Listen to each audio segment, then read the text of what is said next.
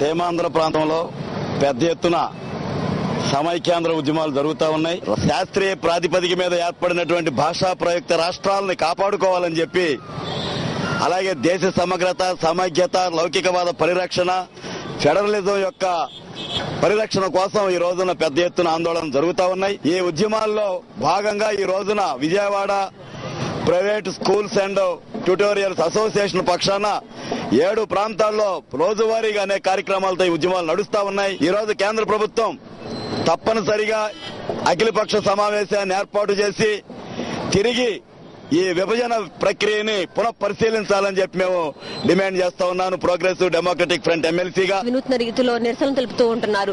ప్రధానంగా కేంద్రాన్ని మీరు ఏం డిమాండ్ చేయదలుచుకున్నారు మీ నిరసన కార్యక్రమాల ద్వారా? ఈ రోజున జరుగుతున్నటువంటి సమైక్య ఆంధ్ర ఉద్యమ సెగలు ఢిల్లీ పెద్దల యొక్క నిర్ణయాలకు వ్యతిరేకంగా తీసుకునేటువంటి దానికి గాను ఈ ఉద్యమం సాగుతా ఉంది. సమైక్యాంధ్ర వాదులకి మనం చెప్పాల్సినటువంటి అవసరం లేదు. బాబుకి బుద్ధి చెప్తారు. సమైక్యాంధ్ర వాదిగా వారు గనక ప్రకటిస్తే మద్దతు పలుకుతారు.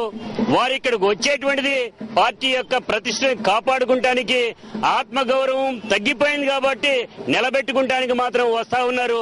ఆత్మగౌరవం, తెలుగువాడి ఆత్మగౌరవాన్ని ఢిల్లీ పాదుషాల ముందు ఆయన మోకరిల్లి అక్కడ వదిలేయటం జరిగింది కాబట్టి మరలా ఆత్మగౌరవానికి రావటం జరుగుతోంది.